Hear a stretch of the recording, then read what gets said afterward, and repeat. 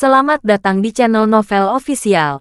Sebelum kalian mendengarkan novel Pesona Pujaan Hati, jangan lupa like, share, and subscribe. Kalau tidak ku sentil jantung kalian. Hehehehe.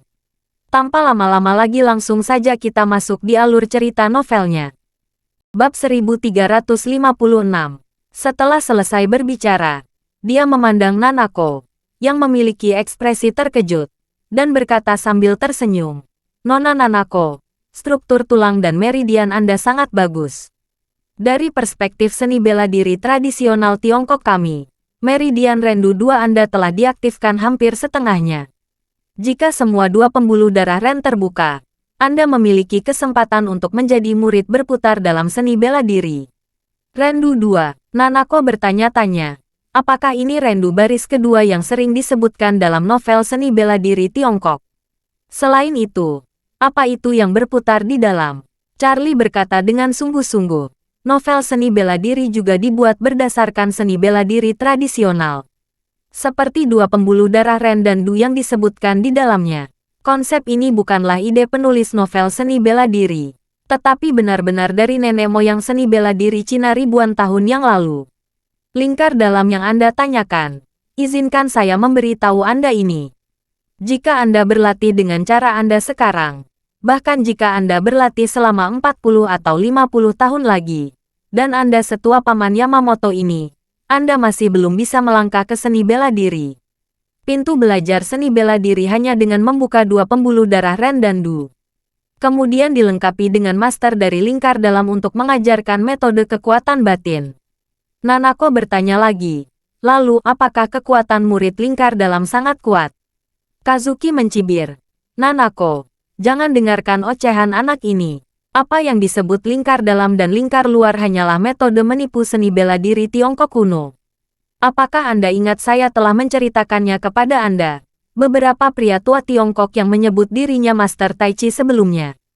Nanako itu, ingat, Kazuki mencibir dan berkata, beberapa pria tua yang mengenakan setelan Tai Chi putih dan dapat mengalahkan atau lebih pria kuat dengan satu gelombang. Yang lebih keterlaluan adalah mereka bisa menjatuhkan atau 20 orang yang memanaskannya hanya dengan satu pencahayaan dari depan. Kelihatannya misterius, tapi sebenarnya itu hanya adegan yang diatur. Charlie sedikit tersenyum. Tidak dapat disangkal memang ada banyak orang yang menipu. Mereka hanya oknum pribadi dari beberapa pembohong. Anda tidak dapat menyangkal kebenaran hal ini hanya karena ada seseorang yang menipu.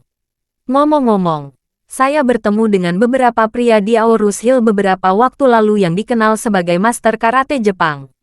Mereka adalah pengawal seorang pria kaya. Mereka membangun tentang diri mereka sendiri seolah-olah mereka tak terkalahkan di dunia.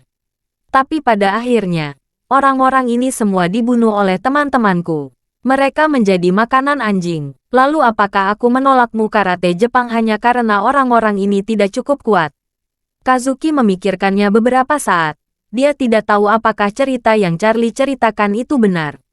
Di sisi lain, ekspresi Jiro menjadi sangat ketakutan. Dia tahu apa yang dikatakan Charlie. Siapa Master Karate Jepang itu? Kakaknya Ichiro selalu memiliki tim pengawal, yang semuanya adalah Master Karate Jepang. Tapi apa yang terjadi pada mereka kemudian? Dia sudah tahu. Kazuki tidak tahu ini. Dia mencibir dan berkata, "Nak, apa yang kamu sebut Tai Chi dan kekuatan internal?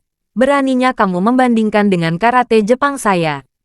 Karate adalah pertarungan paling kuat di dunia. Karate lebih baik daripada sihir Tai Chi yang dibawakan oleh para aktor." Charlie tersenyum dan berkata, "Tuan Yamamoto, saya tidak berbakat, tapi saya telah belajar sedikit Tai Chi dan Neigong. Jika Anda tidak percaya, apakah Anda berani menguji 2 tinjumu melawan 1 telapak tangan saya?" Yamamoto Kazuki berkata dengan arogan, "Mengapa saya tidak berani?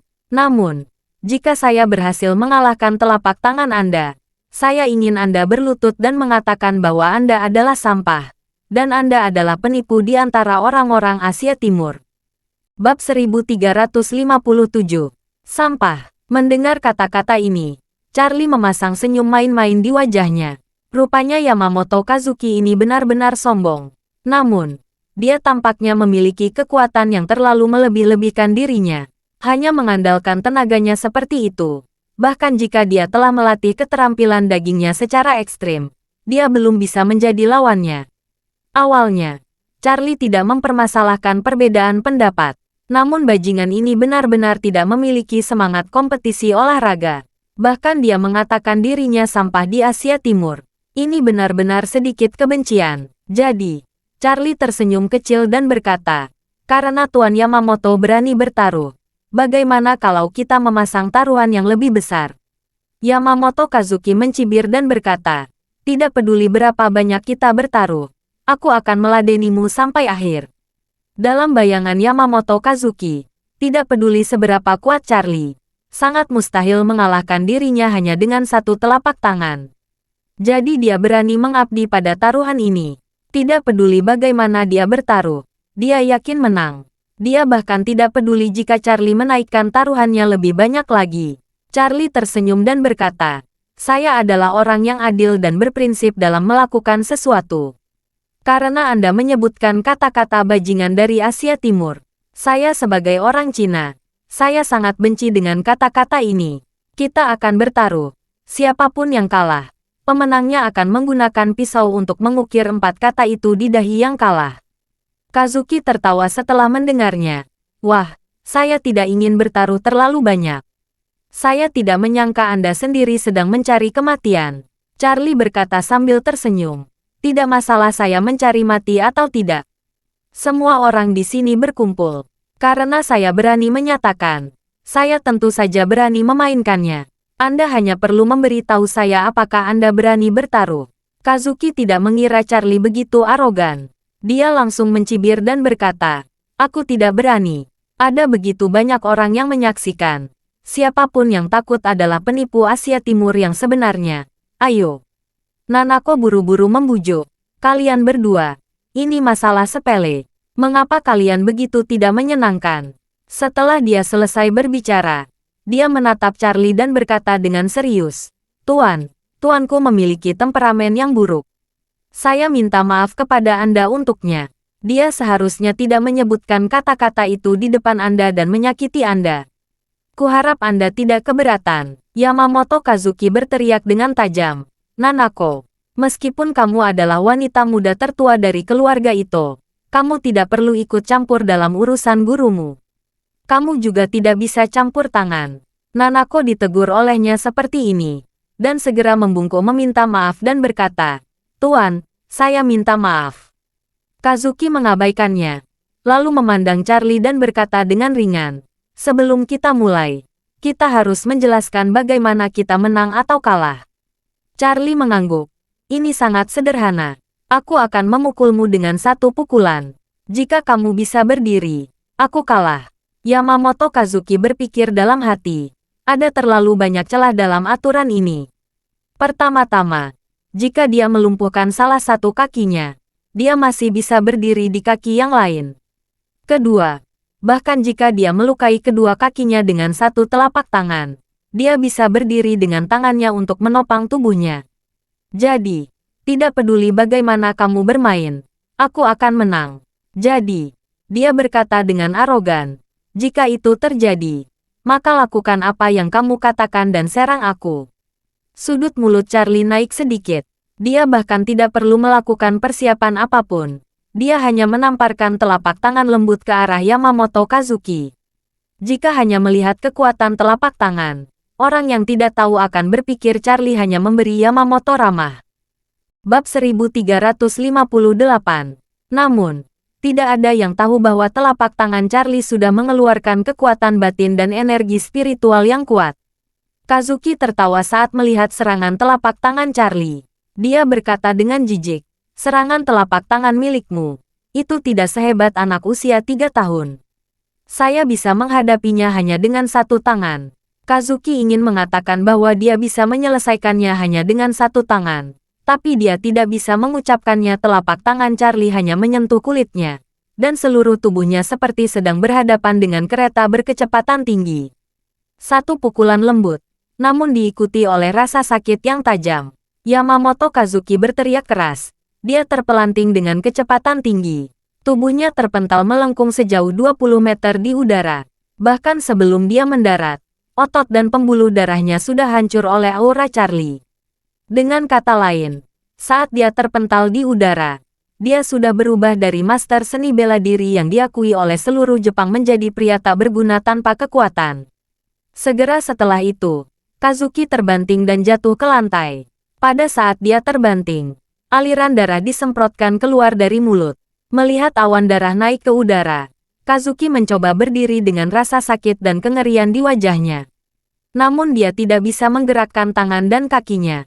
Tidak ada kekuatan yang sama sekali.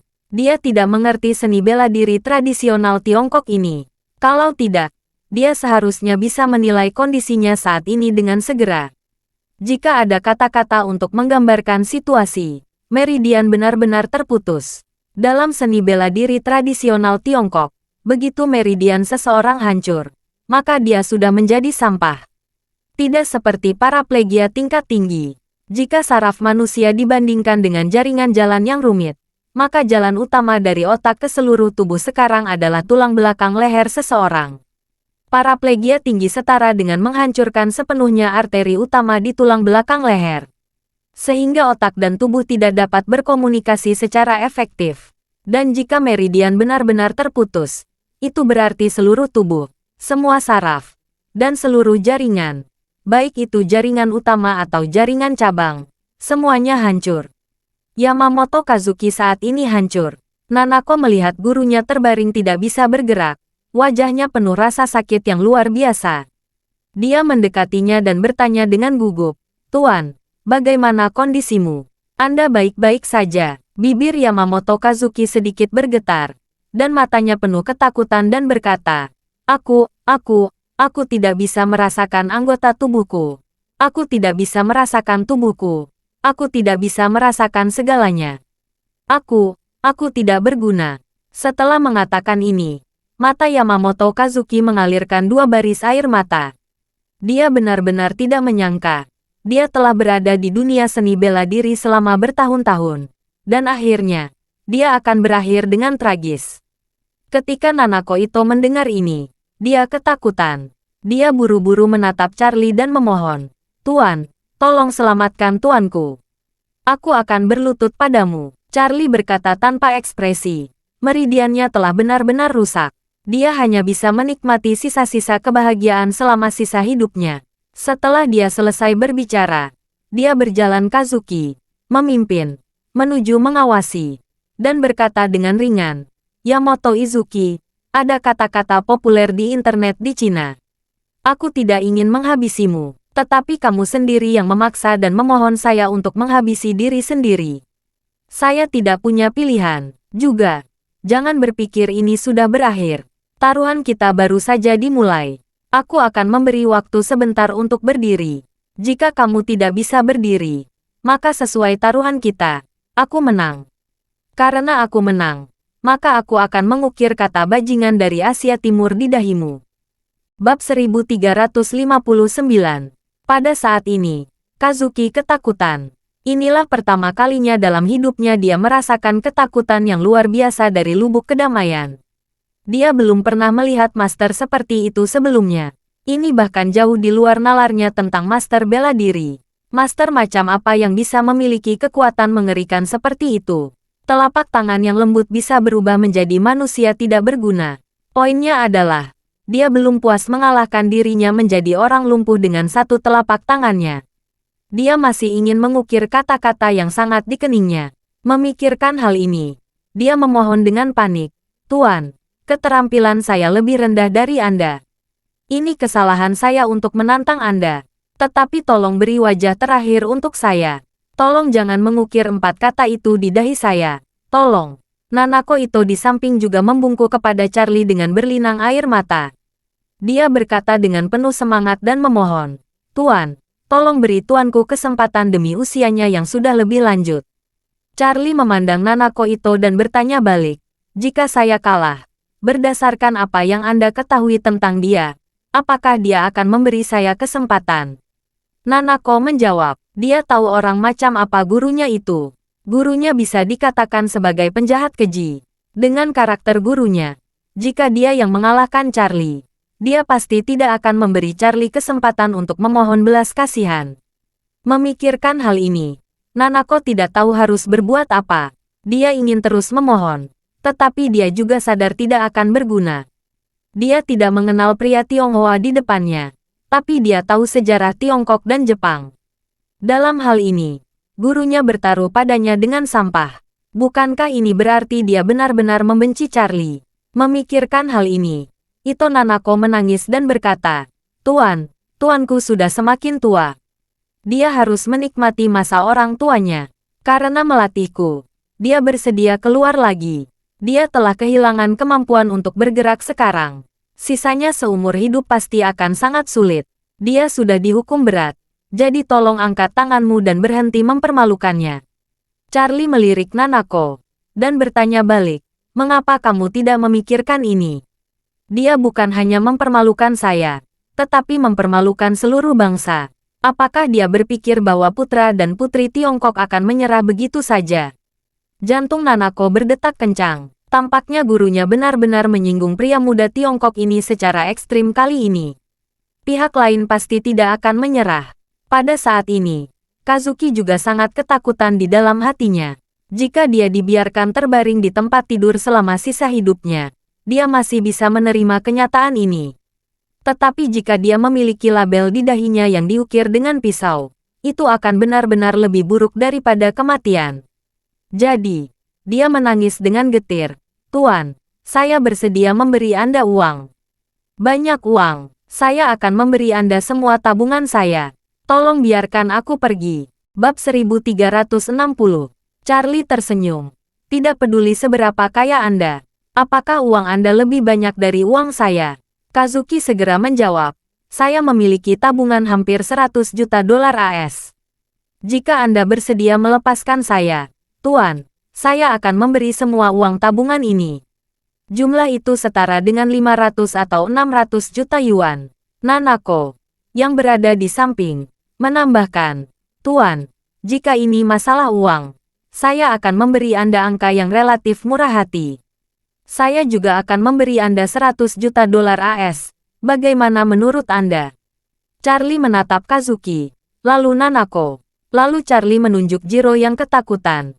Dia berkata, kalian berdua bisa bertanya pada kurcaci kecil ini. Berapa banyak uang yang saya miliki? Kaki Jiro gemetar. Dan dia tergagap. Wade, Tuan Wade. Saya benar-benar tidak tahu berapa banyak uang yang Anda miliki. Kamu tidak tahu. Charlie berkata sambil tersenyum. Kalau begitu langsung beritahu mereka. Berapa banyak keluarga Kobayashi yang menghormati saya? Jiro buru-buru berkata. Itu, Tuan Yamamoto. Nona Ito. Keluarga Kobayashi kami menghormati Tuan Wade sebesar 10 miliar. Berapa? Charlie mengerutkan kening. Bagaimana bisa menjadi 10 miliar? Jiro ketakutan. Faktanya, keluarga Kobayashi membayar 11 miliar yuan untuk Charlie. 10 miliar diantaranya diperintahkan oleh ayahnya, Masao, ketika dia masih hidup, untuk membeli paten obat. Sedangkan 1 miliar, dia sendiri yang menyerahkan sebagai ketidakseimbangan untuk membunuh kakaknya. Oleh karena itu, dia tidak berani menambahkan 1 miliar. Dia hanya menyebutkan 10 miliar. Melihat Charlie sangat tidak puas, dia hanya bisa pasrah dan berkata, maaf, saya minta maaf. Saya sedikit gugup dan saya sedikit bingung. Sebenarnya, keluarga Kobayashi membayar 11 miliar yuan kepada Tuan Wade, setara dengan 2 miliar dolar AS. Kazuki tercengang dengan angka tersebut. Keluarga Kobayashi menyumbangkan 11 miliar yuan untuk pemuda ini. Apa alasannya? Bukankah dia hanya seorang pelatih? Dengan lebih dari 10 miliar RMB, mengapa dia masih harus menjadi pelatih Aurora? Nanako juga ketakutan. Meskipun keluarga Ito sangat kaya, Nanako masih belajar. Jumlah tabungan yang dia miliki sejak dia masih kecil hanya 50 juta dolar AS. Dia berjanji memberi Charlie 100 juta. Dia masih harus menemukan cara untuk meminta keluarganya sisa 50 juta dolar AS. Dia tidak menyangka Charlie begitu kaya. Artinya, uang tidak akan bisa menyelesaikan masalah. Pada saat ini, Kazuki penuh dengan keputusasaan. Matanya sudah merah dan bengkak ketika dia melihat Charlie. Dan dia bertanya-tanya, Tuan Wade, Saya akui saya benar-benar salah. Saya mohon Anda mau mengampuni saya dan tidak mengambil sedikit pun martabat terakhir saya sebagai seorang petarung. Anda dan saya, sama-sama petarung. Saya percaya Anda bersedia berempati dengan saya. Charlie tertawa dan berkata, jangan sombong ketika Anda kuat, dan menangis dan memohon belas kasihan ketika kamu kalah. Kamu tidak ada gunanya dalam hidupku. Aku sangat membenci orang yang menghina negara dan nenek moyang saya yang telah memberikan banyak manfaat. Dengan telapak tangan saya ini, saya bisa mengirim Anda untuk melompat dengan amaterasu. Bagaimanapun, Charlie mengeluarkan ponselnya, memanggil Albert, dan transmisi. Albert, datanglah ke Gimnasium Aurus Hill. Ini saatnya kamu menunjukkan keterampilan kaligrafi daging manusia lagi. Terima kasih sudah mendengarkan cerita novel Pesona Pujaan Hati. Sampai jumpa di novel selanjutnya.